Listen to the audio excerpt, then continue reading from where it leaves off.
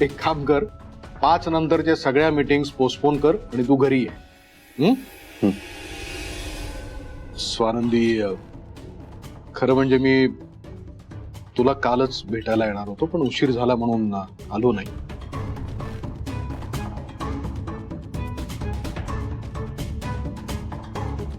कशासाठी? काय झालं साहेब? नाही, काल जे काही घडणार होतं ते घडण्यापासून तू वाचवलंस, म्हणून तुझे आभार मानायला मी येणार होतो. काय घरातल्या लहान मोठ्यांनी आपली डोकी गहाण ठेवल्यावर प्रत्येक वेळेला तू आणि नीलम, तुम्ही दोघींनी या घरामध्ये काहीतरी वाईट घडण्यापासून वाचवलेलं आहे. तुझे आभार मानायचे होते बस. साहेब, आभार मानायची काहीच गरज नाहीये. मी या कुटुंबाची एक सदस्य आहे आणि मी जे काही केलं ते माझं कर्तव्य होतं.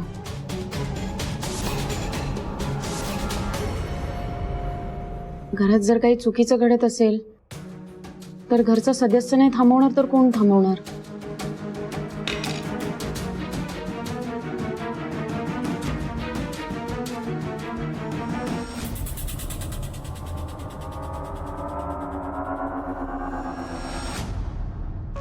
स्वानंदी, मी सुद्धा येतो. साहेब, मी निघतो. हो, बाहेर ऊन खूप आहे, पाणी पित राहा. नुसता बाहेर फिरू नकोस. कुठे जायचं असेल बाहेर कामासाठी तर गाडीतून जा. तब्येतीकडे लक्ष दे, ठीक आहे? येतो. ये.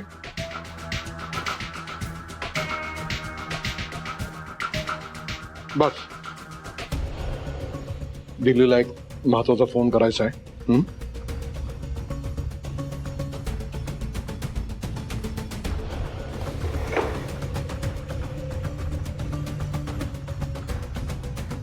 डॅड मम्मांवर अजूनही रागावले. शिवाय माझ्यावर असलेला राग सुद्धा कमी झालेला दिसत नाहीये. मम्मांबरोबरचं माझं रिलेशन जरा खराब झालं, पण डॅड बरोबर ते सुधारायला हवं, काहीतरी करायला हवं. पण काय?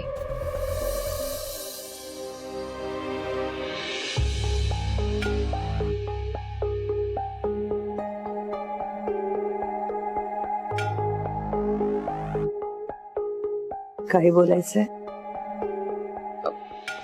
नाही, काहीच नाही. खोटं नको बोलूस. मला कळतंय तुझ्या मनात काहीतरी चाललंय. तुझी नजर सांगतेय. काय विचारायचं?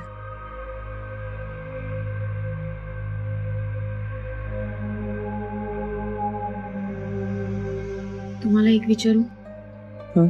मला खरं खरं सांगा, तुम्हाला जेव्हा कळलं की शालिनी मॅडम सुजित सरांचं दुसरं लग्न लावून देत आहेत, तेव्हा वाईट वाटलं ना तुम्हाला? फक्त तुम्हालाच माझ्या मनातलं नाही कळत, मलाही तुमच्या मनातलं कळतं. तुमचे डोळे वाचता येतात मला. मी काल जेव्हा मणी सरांशी बोलत होते, त्यांना समजावत होते, तेव्हा तुमच्या चेहऱ्यावरचे भाव बदलत होते. आणि मगाशी तुम्ही म्हणालात ना की दुसऱ्या लग्नाचे परिणाम काय होतात हे तुम्ही भोगलंय. मॅडम, म्हणूनच मी संचिताची बाजू घेतली होती. तुम्ही काय भोगलंय या दुःखाची कल्पना आहे मला, म्हणून मी बाजू घेतली होती. कारण संचिताच्या रूपाने आणखीन एक वॉर्डन मॅडम तयार होऊ द्यायची नव्हती मला.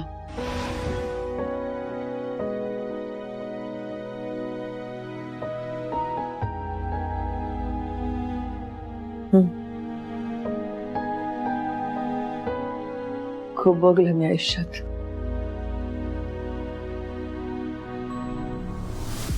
पण त्यावेळेची परिस्थिती वेगळी होती. मी भोळी होते, भावुक होते. पण आता आयुष्याने खूप काही शिकवलंय. आता मी भावनेच्या आहारी नाही जात. मी स्वतःवर कधीही अन्याय होऊ देणार नाही आणि तुमच्यावर तर कधीच नाही. कारण आता मी एकटी नाहीये. माझ्या बरोबर माझा मुलगा आहे. सून आहे. जी माझ्या मनातलं समजू शकते, माझे डोळे वाचू शकते.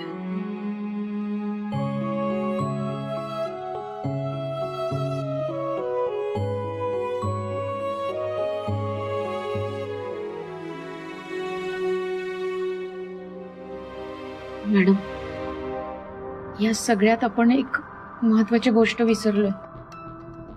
आता काय राहिले? तुमचा आणि मणी सरांचा हक्क, जो मिळवायला आपण तिघेही या घरात आलो होतो. आणि तुम्ही आता मध्ये अजिबात काही बोलायचं नाही. गेल्या काही दिवसांपासून या विषयाकडे दुर्लक्ष झालं होतं, पण आता नाही. आता मी हा विषय तडीस नेणार आहे.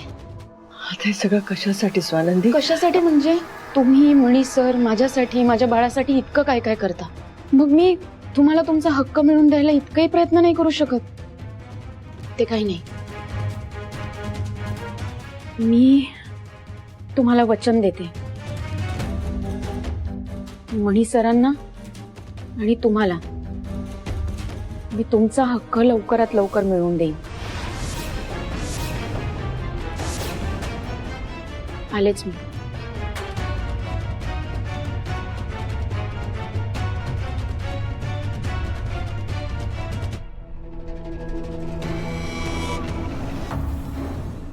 स्वानंदी इतका विचार करतेस आमचा, त्याचा आनंद आहे मला.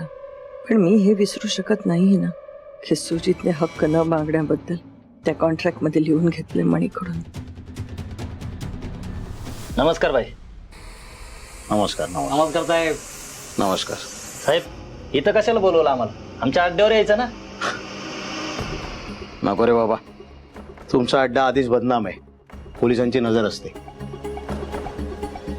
मला कोणी तिथे येताना बघितलं तर लफडी नाही का होणार? ते सोड, हिचा गेम करायचा. साहेब, आपकी फुल. गेम फुल करायचं. हाफ जर केला नाहीचा गेम तर मी तुमचा फुल गेम करेन. बघून घ्या नीट.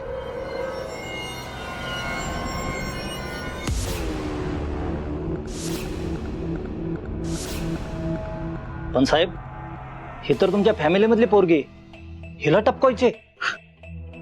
कसं आहे ना भाई, आमच्या घरी नोकर चाकर पण राहतात. आणि तुम्हाला काय करायचंय? ही फॅमिलीतली आहे की कोण आहे? तुम्ही फक्त काम तमाम करायचं. ओके?